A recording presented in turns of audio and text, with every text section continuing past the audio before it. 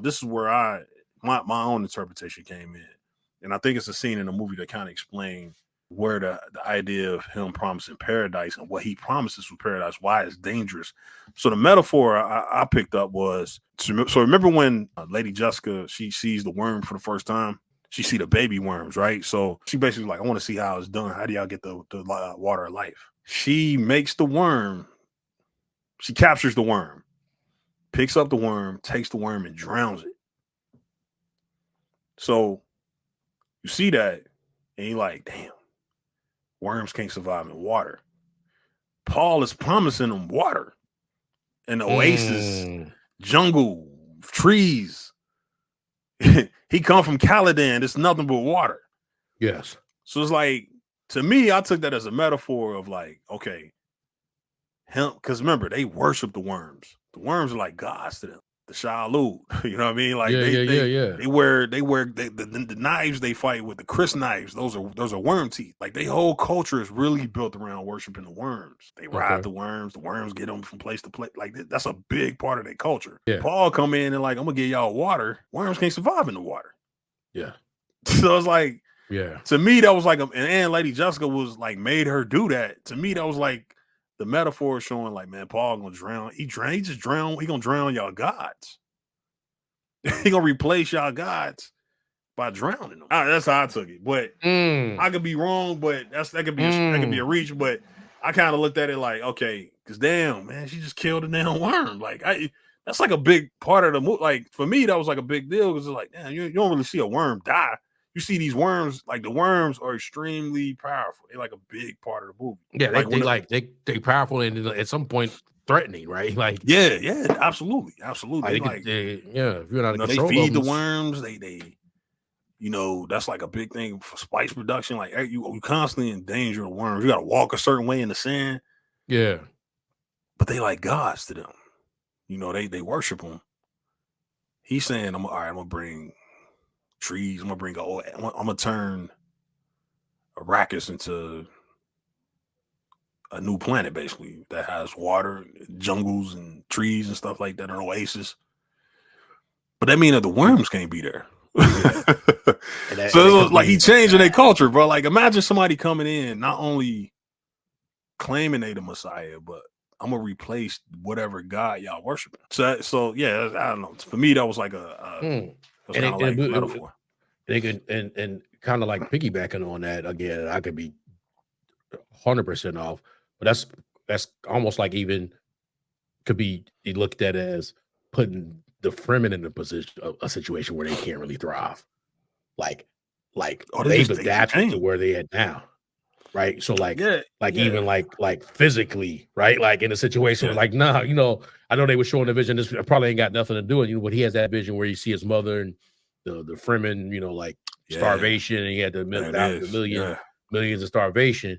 And you have a situation where it's like similar to with that worm, you put it in something that it couldn't survive in. And paradise, as he sees it, may be a situation where the Fremen can't survive. They can't survive or thrive. And that's not my bad. Can't thrive or survive in that. It can only lead to some kind of epic, failure, epic problem, destruction. That's that path to paradise is probably could be a path to destruction. Again, I'm just throwing that out there. I don't know one from the other, but when you say like metaphors and you start seeing those kind of things, I mean, it could be those kind of levels. Because he kept saying paradise. When you say that, that makes sense because he kept saying to paradise.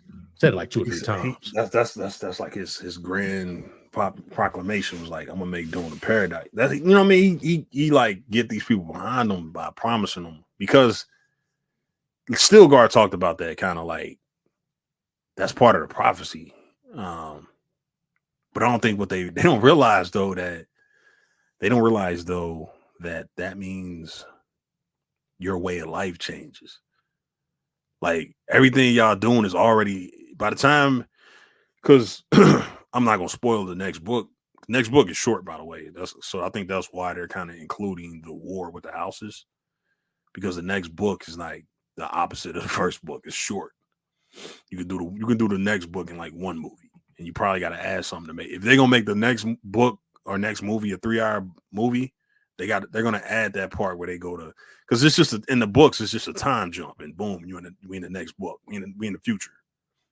All this stuff done happened already, we in the future. So I think that's why they kind of ended it the way they did, where they going to war with the houses, because that's something that's really just a time jump in the book. But I say all that to say, I think, I think that was the point of the book, is like, and that people didn't get. They just thought Paul won. He was the hero and he won. He got revenge for his family. Yeah. But it's really about the Fremen. The Okay. Fremen are like, they represent like a purity, like the purity of culture, and how a Messiah kind of like makes you complacent. You know what I'm saying? Like, it just Yeah. going, not to repeat what I already said, but it's just, if you No, go 100%. you go from building all this, you go from finding a way to survive to, I'm just waiting. You just gonna wait for the next vision from the Messiah. Like, you know what I mean? How we gonna get out of this? Before, you knew how to get out of it. You knew how to, as a group, Yeah. y'all knew how to travel across the desert with worms and all that stuff. Y'all knew where to go. Now you just waiting on Paul to just tell you where to go. Hey, that's what we're gonna do next. Okay, boom, we're gonna follow Muad'Dib. But like whatever war, whatever it is. Well, girl was But they kind of didn't. They was thriving before that. What'd you say? Oh, girl was kind of explaining that when she was talking to her father, Florence's character, Erlin, Princess Earl. Yeah, she was like, no, stop, like, kind of like, in a way, she was like, yeah, you go in there with, like, these people are surviving by faith now, like, so you want to, that's gonna be stronger if you gonna make it stronger if you go in there guns a-blazing, right? It's just going to make their faith stronger, but like, they may get, and that's kind of how I heard it. She might not have said it that way. In my mind, she said it that way. Now you're listening to you, was like when she kept going on, and it kind of went to the fact about kind of like a complacency that could take place. If you just let them do their thing, right? If you don't go at it, they'll live in that kind of religious bubble that'll about religious, but just go by a faith bubble that can ultimately be their undoing. There you go.